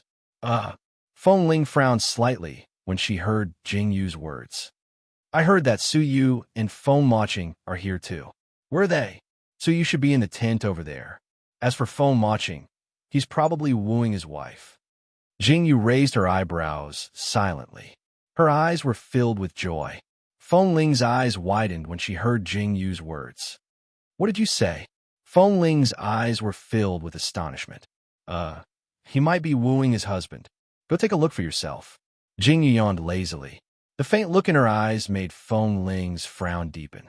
Just as Jingyu said, she went to see Su Yu first before looking for Feng Maching. She immediately understood what Jingyu meant. Little Xiao, what do you want to eat today? In the tent on the other side, Feng Ling and Feng Yu saw this scene when they stepped in. In the tent, Feng Maching, the #1 assassin, was actually serving someone. Hellion Theo was about to commit suicide. Ayaya, I know. You must want to eat me, right? Feng Maching said shyly as he twisted his waist. You're so naughty. You're so annoying. Hellion Theo gripped the pen in his hand tightly. But I like how naughty you are. Feng Maching continued. Crack. A clear sound rang out. The pen in Hellion Theo's hand was broken by Hellion Theo. Don't be so agitated. I can secretly give you a kiss. As Feng Maching spoke, he moved closer to Hellion Theo. Hellion Theo was completely enraged. Without any hesitation, he reached out to grab Feng Maching's collar and threw him out without any hesitation. Aya! Feng Maching took advantage of the momentum and flew to a wooden stake at the side. He steadied himself and landed lightly on the ground. After Feng Maching steadied himself, he turned his head to look at Hellion Theo's tent. The corners of his mouth curled up slightly. There was not the slightest bit of displeasure on his face. He lowered his head indifferently and raised his hand to tidy up his clothes. Only then did he look at Feng Ling, who was completely dumbfounded. Feng Ling, you were also tricked by Su Yu? Feng Maching looked at Feng Ling from head to toe as he spoke. The way he spoke was extremely normal. Feng Ling stared at Feng Maching for a full 30 seconds before she reacted. You. Feng Ling swallowed her saliva silently. She looked at Feng Maching with a pale face. How is it? Feng Maching calmly raised his eyebrows and looked at Feng Ling with a calm expression. Ahem. Feng Ling coughed silently and said, It's nothing. seeing that Tower Master Feng is so busy, I won't disturb you any further. Goodbye. After Feng Ling finished speaking, she pulled Feng Yu and left. After Xing Yi told Jing Yu what had happened, Jing Yu laughed hysterically in Xiao Chen's arms. Ha! Feng Maching really didn't let me down. Jing Yu laughed heartily. Xiao Chen shook his head helplessly and asked, Aren't you afraid that Hellion Theo will be angered to death by what you've done? Why would he be angry? Jing Yu sat up straight and looked at Xiao Chen seriously. I'm preparing for his marriage. He will definitely thank me in the future.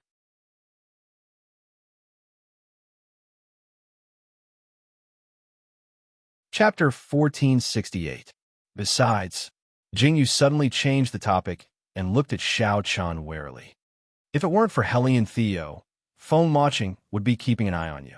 You are my man. What would I do if someone else snatched you away? Ha! When Xiao Chen heard Jing Yu's words, he immediately laughed. The corners of his lips curled up beautifully. When Jing Yu saw Xiao Chen smile, the expression in her eyes softened. She opened her arms and threw herself into Xiao Chen's embrace. I want to monopolize you all to myself. When Jing Yu said those words in a coquettish tone, Xiao Chen's smile deepened. He tightened his arms around Jing Yu and let out a satisfied sigh. With the arrival of Feng Ling and Feng Yu, the journey became even more lively.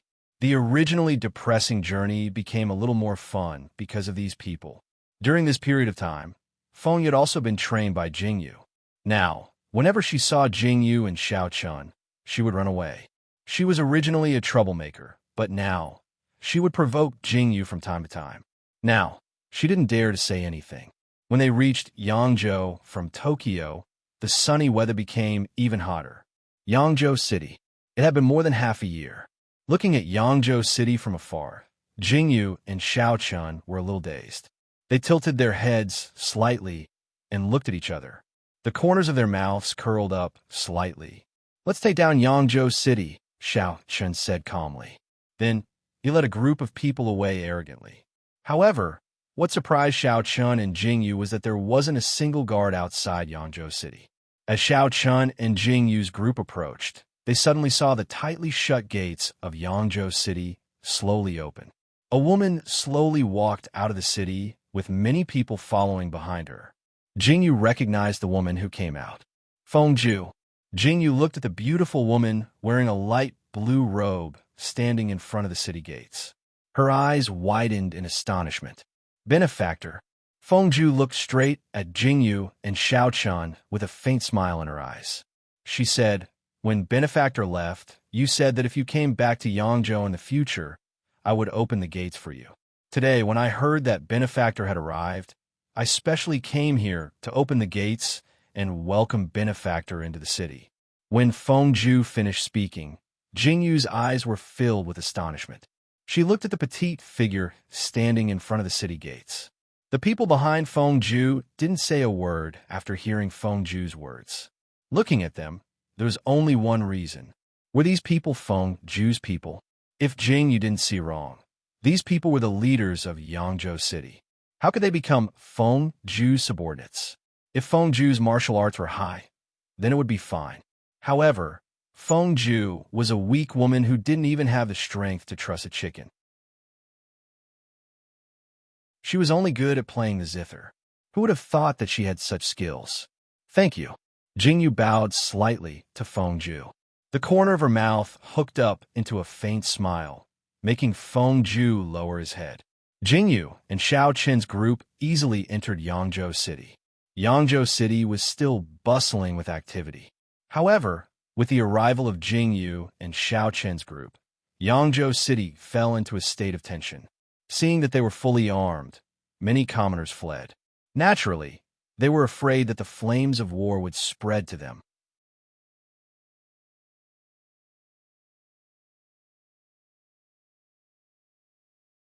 Chapter 1469. In Yangzhou City, Jing Yu and Xiao Chen were settled down by Feng Ju. They stayed in the best restaurant and prepared a banquet for Jing Yu and Xiao Chen. Jing Yu looked at Feng Ju and felt that her spirit was extraordinary. I didn't think that after not seeing you for half a year, Miss Fengju would become so extraordinary. Jingyu looked at Fengju and praised her. If it wasn't for benefactor's words, I wouldn't have achieved what I have today. When Fengju heard Jingyu's praise, she felt that it was strange. If it was in the past, Fengju wouldn't have believed that she could do what she did. But now, she had truly done it. It's your own ability. Jingyu shook her head and said, "Don't be so polite. Just call me Jingyu. You should call me Benefactor, the 9th Imperial Concubine." Fengju turned her head and looked at Xiaochun. She lowered her head and said, "Ninth Emperors, I didn't think that I would meet the famous 9th Emperors and 9th Imperial Concubine. It is an honor." "Ha!" Jingyu laughed and looked at Fengju. "Aren't you afraid? What is there to be afraid of? I admire the two of you from the bottom of my heart." Fengju looked at Jingyu and Xiaochun and said sincerely, "You two are so loyal to each other. Even if we don't know each other, I will still help you." "Ha! Miss Fengju really can't be compared to ordinary girls," Qinggu said with a smile. "He is indeed a member of our Jianghu." Feng Ling, who was at the side, said in admiration, "Young master, if this little girl enters, I will definitely have to thank you." Fengju looked at Qinggu and said sincerely, "If it wasn't for you taking my pulse and telling me the cause of my illness, I'm afraid I would be in a different state now." No. Qinggu quickly waved his hand and said, "I am ashamed to say that I knew the cause of your illness that day and was unable to treat it.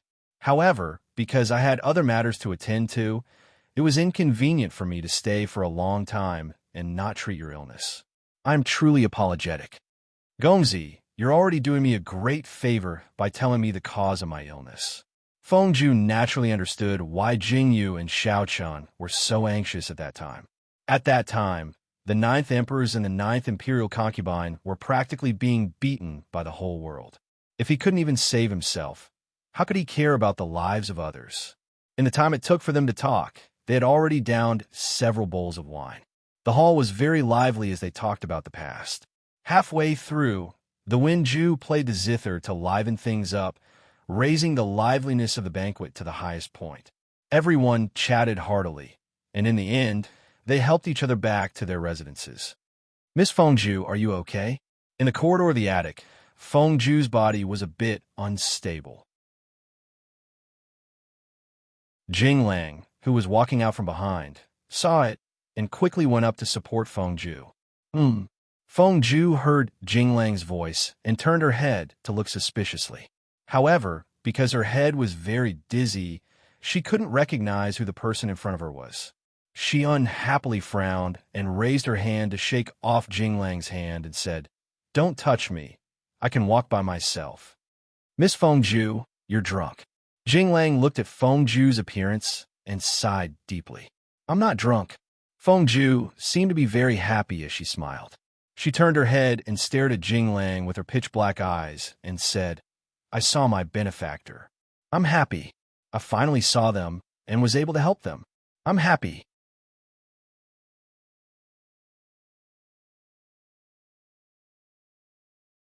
Chapter 1470. Yes, as long as you're happy. Jinglang responded to Fengju's words and supported her as they walked towards her room. Jinglang stood outside Fengju's room and stopped in his tracks. How could he casually enter a woman's room? Jinglang thought as he tilted his head slightly and saw that Fengju had already fallen into a semi-comatose state. He had no choice but to bend down and carry Fengju in his arms before walking into the room.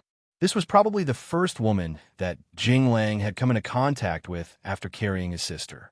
The simple and elegant layout of the room was filled with a faint fragrance. This fragrance was very similar to the fragrance on Fengju's body. Her soft body made Jinglang's cheeks turn slightly red. Jinglang lowered his head and looked at Fengju. Fengju's flushed face made Jinglang purse his lips. He gently placed Fengju on the bed and covered him with a blanket. He turned around and left the room. He didn't do anything inappropriate. On the other side, Feng Maching was casually sitting on the roof with a jug of wine in his hand. He looked up at the full moon, and the expression on his face changed rapidly. There seemed to be no expression on his face at all. However, when he looked at the pitch-black starry sky, he felt a strong sense of sadness in Feng Maching's eyes. When Hellion Theo walked back to his room, he heard a strange sound. After being tormented by Feng Maching recently, Hellion Theo was starting to scare himself. The slightest movement could instantly alert Hellion Theo. When he heard this sound, Hellion Theo turned around and looked up. There was indeed someone at the place where the sound came from. The person who was wearing a bright red robe and sitting on the roof was casually drinking from a wine jar in his hand. There seemed to be no expression in his pair of calm eyes. His usual appearance had faded away. Hellion Theo had never seen Feng Maching like this before. The sound Hellion Theo heard came from when the jug of wine was placed on the roof tile. Hellion Theo looked at Feng Maching, who was sitting on the roof and drinking, and frowned slightly. He didn't know why Feng Maching was drinking alone. Seeing Feng Maching like this, Hellion Theo hesitated for a moment before silently turning around and returning to his room. At a time like this, it was better not to look for trouble himself. It was rare that she didn't bother him. The next morning, when the sky was bright, everyone started to wake up one after another. In the room, Jingyu was lying in Xiao Chen's arms. She moved her body lazily and turned her head. Her eyes were slightly narrowed, and there was a look of laziness in her eyes, as if she had just woken up. "You are." Xiao Chen's voice rang out. Xiao Chen's large hand grabbed Jingyu's waist. What happened? When Jingyu heard Xiao Chen's voice, she turned around and met Xiao Chen's eyes. His dark eyes were filled with tenderness as he looked at Jingyu. Nothing. Xiao Chen closed his eyes slightly and sniffed Jingyu's hair. That familiar faint scent made Xiao Chen feel incomparably peaceful. When Jingyu and Xiao Chen woke up, the sky was already bright. Jingyu looked at the endless blue sky. Jingyu's heart trembled a little. In this bustling city, it was so peaceful and comfortable. "Xiao Chen, have you sent a message to Wufu Bei?" Standing in the attic, Jingyu tilted her head slightly and looked at Xiao Chen. She asked, "More than half a year ago, I contacted Xiao Bai. I'm afraid he's prepared now."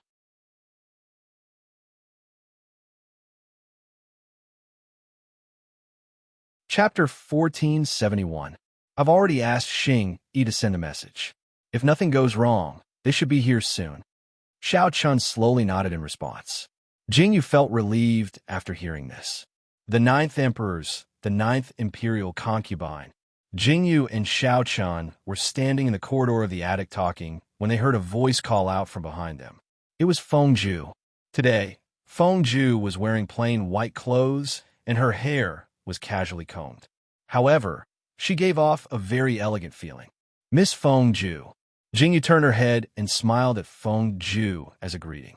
"I drank a little too much yesterday and woke up at this time. Please don't take offense." Feng Ju seemed a little embarrassed as she slightly bowed to Jingyu. "It's nothing." Jingyu didn't mind as she slightly waved her hand and said, "Miss Feng Ju doesn't need to be so polite. We're just waiting here for a few days. Miss Feng Ju can go do whatever you need to do. There's no need to care about us." "Thank you, ninth imperial concubine, for your understanding." After Feng Ju spoke with Jingyu and Xiao Chen for a while, she turned and left. Jingyu watched Feng Ju leave and slowly let out a sigh of relief. She said, "I really didn't think that the girl from before would become like this. Isn't it all because of you?" When Xiao Chen heard Jingyu's words, he slightly tilted his head and looked at Feng Ju's figure walking down the attic. He seemed to be very amused as he lightly said, "Go away. What are you talking about?" Jingyu stared at Xiao Chen with a faint smile in her eyes. Xiao Chen's eyes were also filled with a smile. Feng Ju stood at the bottom of the loft. When he looked up, he saw the two figures standing on top of the loft. They were so intimate that Feng Ju could not help but reveal a look of envy in his eyes. She slowly lowered her head as the corners of her lips curled into a faint smile. She turned around and walked towards the inner courtyard. As she walked, she was still thinking about the scene she had just witnessed. When would she be able to obtain such love? Feng Ju was probably lost in his thoughts. When he turned the corner, he didn't see anyone and accidentally bumped into them. Aya. Feng Ju was knocked back, but a pair of big hands caught his arm in time. Feng Ju's eyes widened slightly as he looked at the man in front of him. Miss Feng Ju, are you all right? The person in front of Feng Ju was wearing a blue robe. His baby face had a worried expression as he looked at Feng Ju and asked, I'm fine. When Feng Ju saw the person in front of her, she shook her head in embarrassment and said, I was careless and bumped into sect leader Feng. Please forgive me. Miss Feng Ju, you don't have to be so polite. Just call me Feng Ling. Feng Ling looked at Feng Ju and slowly let go of his hand. He slightly nodded and smiled at Feng Ju. Feng Ju was a bit embarrassed and smiled. Where's Miss Feng Ju going? Feng Ling slightly raised his eyebrows as he looked at Feng Ju and asked. Oh. Feng Ju smiled and said, I want to go to the streets to buy some things. Good. I also want to go to the streets and see what Yangzhou City looks like. I don't know if Miss Feng Ju is willing to bring me along. Feng Ling indifferently raised his eyebrows and asked, If young Master Feng doesn't mind, then let's go together. Feng Ju smiled and replied indifferently. Jingyu had already seen the scenery of Yangzhou City. At this moment, Jingyu had nothing to do, so she asked Xiao Chun to bring her to the roof. Standing on the highest roof of Yangzhou City, she looked at the scenery of Yangzhou City in a daze.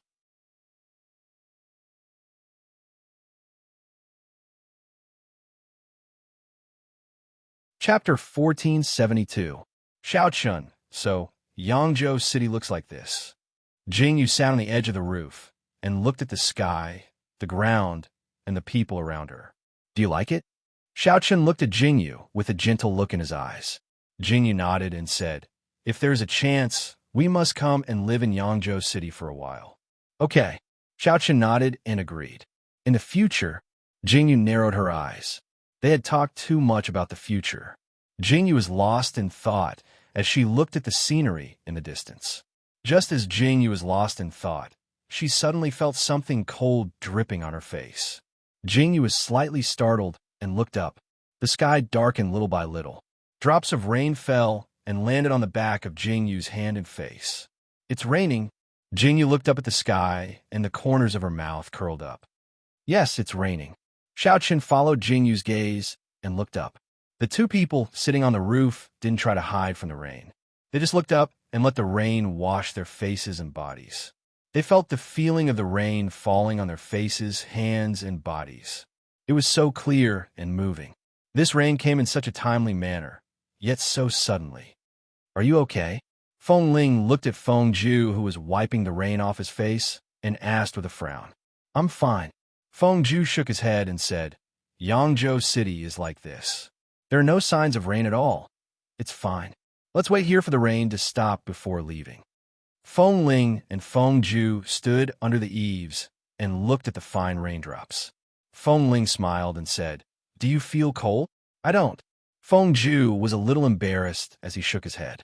When he looked up at the rain, he saw a slender figure appear in the rain, holding an oil paper umbrella and walking steadily into Feng Ju's line of sight. Miss Feng Ju? Jing Lang, who was dressed in black robes, turned his head as if he was looking for someone. He did not expect to see Feng Ju and Feng Ling the moment he turned his head. He immediately raised his eyebrows in surprise. Young Master Jing? Feng Ju didn't expect to see Jing Lang and called out in surprise.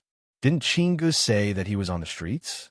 Yue asked me to pick up Qingge, but I didn't think that after circling around a few streets, I still couldn't find him. I think he must have gone back. Jing Lang looked at Feng Ju and slowly explained. I see. Feng Ju nodded slightly. Miss Feng Jue, your clothes are all wet. Why don't I send you back first? Don't catch a cold. Jing Lang looked at Feng Ju and said indifferently.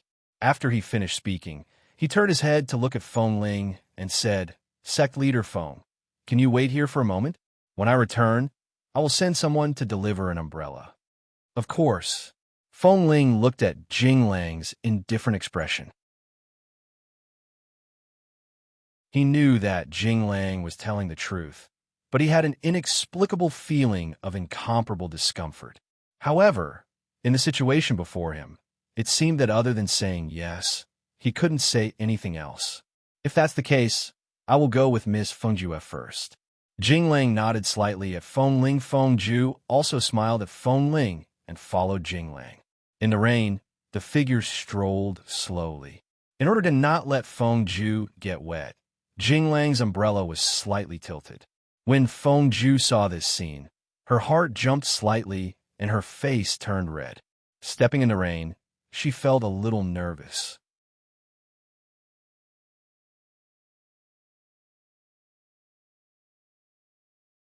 Chapter 1473. Miss Fengju, do you feel uncomfortable after sobering up?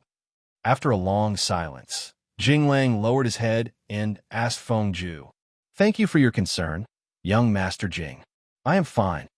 Fengju lowered her head in embarrassment and said, I heard that it was young Master Jing who sent me back to my room last night. Fengju would like to thank young Master Jing. You are welcome. Jinglang pursed his lips and said, In the future, don't get drunk in front of others. If someone takes advantage of you, no one can save you. As they stood in front of the mansion gate, Fengju stopped in his tracks and looked up at Jinglang when he heard his words. Young Master Jing. Fengju looked at Jinglang's handsome face and her cheeks unconsciously turned red. Go in. Jinglang didn't say much, but the calmness and gentleness between his eyebrows made Fengju's heart feel warm. Standing in front of the door, Fengju looked at the oil paper umbrella in front of the house, then looked at the figure running in the rain. He didn't know why, but as he looked at it, a faint smile appeared in his eyes. After taking a bath, he saw the bowl of hot ginger soup on the table. This is... Fengju looked at the ginger soup in front of her, and her eyes were filled with confusion. Young Miss, this was sent by young Master Jinglang. He said that young Miss was drenched in the rain today and should drink some ginger soup to get rid of the cold. The maid serving Fengju hurriedly said after hearing Fengju's question. Young Master Jing. Fengju sat at the table and looked at the steaming, hot ginger soup. The corners of his mouth curled up as if he had thought of something. The hot ginger soup flowed down his throat and warmed Fengju's heart. At this moment, in Jingyu and Xiao Chen's room, the same scene was happening in front of them. So comfortable. Jingyu placed the empty bowl in her hand on the table. There was still some ginger soup at the bottom of the bowl. She pursed her lips and said, Big brother is the best. He sent the ginger soup. We just brought along. After Xiao Chen finished the soup in one gulp, the corners of his lips curled up slightly as he said, I heard that Big Brother didn't send the ginger soup to us first after making it. When Jingyu heard Xiao Chen's words, she immediately jumped up in excitement. She looked at Xiao Chen in astonishment and asked, Isn't this the first place? Then where did you send it? Xiao Chen looked at Jingyu's curious expression and the corners of his mouth curled up slightly as he said, I heard that Miss Fengjue went out to buy something today. Unexpectedly, it suddenly rained. Big Brother sent her an umbrella from 1,000 miles away and brought her back. When she was brought back, he boiled some ginger soup and sent it over. Hiss! Jingyu sucked in a breath of cold air when she heard this. She looked at Xiao Chen excitedly and said, Big Brother, since when have you been so concerned about someone else? Could it be that you have taken a fancy to Miss Fengju? I don't know. Xiao Chen smiled slightly as he looked at Jingyu. No, I have to ask Big Brother. Jingyu was about to stand up when Xiao Chen stopped Jingyu. He frowned and said, You don't have to care about your big brother's matters. Just watch, and you will know the answer in the future. Jingyu was stunned. But there is another problem. Xiao Chen hugged Jingyu and said, I heard that the person who went out with Miss Fengjue today was Fengling.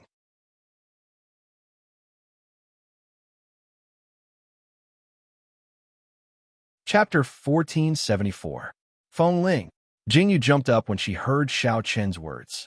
Her eyes were filled with confusion as she said, Is this guy trying to steal my sister-in-law? No, I can't let Fengling ruin it. Xiao Chen's mouth twitched when he heard Jingyu's words. How did she ruin it? And Jingyu actually called Fengling's sister-in-law. She was so sure that Fengju would marry Jinglang. Jinglang definitely liked Fengju. Really? Xiao Chen shook his head helplessly and said, Whatever happens will depend on my brother's ability. You don't have to worry about it. How can that be? That's my brother's marriage, Jingyu said with a glare. Xiao Qin frowned. Why did he suddenly have a feeling of regret? Why did he say this to Jingyu? Ever since Xiao Chan said this, Jingyu's attitude towards Fengju had a 360-degree change. Jingyu also clearly noticed Jinglang's concern for Fengju, even though it seemed very ordinary. But as Jinglang's sister, Jingyu understood her brother very well. When did Jinglang care so much about someone? Even to Jingyu's good sisters, Shengwan Linglan and Lu Miaoqiu, he was very courteous. How could he care so much about Fengju? It seemed that Jinglang really had feelings for Fengju. But thinking about it, it made sense. Jingyu climbed on the windowsill with a dazed expression on her face. So many years had passed, and her brother had already passed the age of marriage. But because of her, she didn't notice this at all. It was really unforgivable. Jingyu had a sad expression on her face. She frowned slightly and looked outside. In a garden below the attic, Jingyu and Fengju were talking as they walked forward. Seeing the two of them talking calmly, Jingyu's eyes revealed a faint smile. Xiao Bai's news really did come, and it came very quickly. It was just that the news had arrived first and the ship hadn't arrived yet. Miss Fengju, how is the ship? Jingyu pursed her lips and asked. Fengju opened her mouth and asked. It's all prepared according to the requirements. Fengju nodded at Jingyu and said, the ship is now docked at Yangzhou. There are a total of 15 ships, enough to carry people and goods. Moreover, the ship's crew is familiar with the sea. That's great. Jingyu and Xiao Chun looked at each other and nodded slowly. Jingyu and Xiao Chun came to Yangzhou's dock and saw the 15 huge ships docked there. These ships were all modified battleships and were extremely powerful. Jingyu and Xiao Chun stepped onto the ships and inspected them. Good, I'm very satisfied. Jingyu looked at them once and walked down the ship. She looked at Fengju and said gratefully, Thank you, Miss Fengju, for your efforts. Don't mention it. Since I can do it, I will naturally do it. Fengju smiled at Jingyu and said lightly, Big brother, we have to thank Miss Fengju. Jingyu looked up at Jinglang and said, Of course. Jinglang looked at Jingyu and had a faint smile in his eyes. He slowly nodded and replied. Originally, this was a very ordinary conversation, as if they were used to it. However, when Fengju heard this conversation, she felt a very strange feeling. This feeling made her heart beat uncontrollably and her cheeks turned slightly red. You're tuning into the Romance Rendezvous YouTube channel. We're so grateful for your support, and don't forget to subscribe to join us on this incredible journey through captivating stories. Your generosity through donations truly makes a world of difference, as it's the primary source of revenue that allows me to expand and enhance this channel for you. Thank you from the bottom of my heart for being a part of this adventure.